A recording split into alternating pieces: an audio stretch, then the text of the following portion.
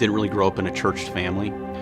Grew up Lutheran more than anything. Went to college just like a typical kid would expect to do. Kind of went along with the plan, if you will. Ended up meeting my future wife. Career started to take off.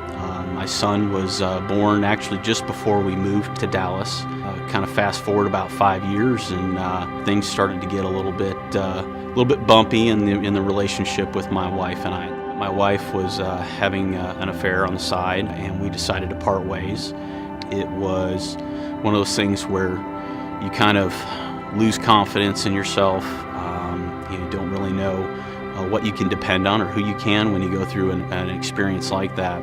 It pretty much crushed me, probably for about 2 to 3 months, just really started to get engaged. In November, I came across a little bit more of a speed bump in terms of my relationship with my ex. I found out that she was getting remarried, and it really was one of those things that just kind of hit me right between the eyes. It's a brand new relationship. My son was going to get thrown into it. Very emotional. Didn't really know how to deal with it. I was at the office later that morning after having a conversation with her, and I couldn't stay at the office. I didn't know what to do. Told my boss, I said, hey, I need to take a personal day. Got in the car, drove out of the lot, and I was faced with really a fork in the road. It was either I could continue to do the same things that I've done, but I didn't want to go there. I need to go seek somebody out. This was actually December 3rd of 2014, and I remember that morning very vividly. At this point, I don't know that I'd ever really confirmed with myself that I'd come to Christ, if you will. I came here to LifePoint, checked in at the receptionist, and said, hey, is there anybody here that I could potentially talk to?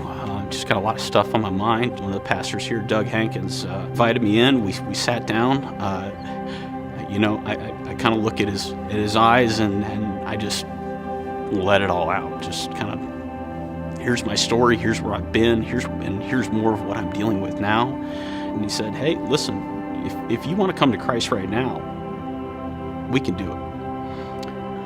We prayed. And it was a fantastic experience. Probably didn't feel it immediately, but I know when I went out the door and I left for that morning, I felt a burden off me.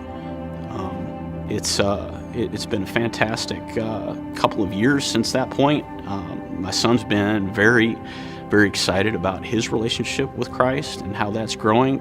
What I've done before is I focused it purely on, what is it going to get me at the end of the day? And I would say that relationship with Christ through these last 2 years has really helped me engage that and give me more confidence to know that I can step out on my own and I can go and experience things beyond, the real superficial. I want that lasting legacy to be around, how I interact with people and what I can contribute to them.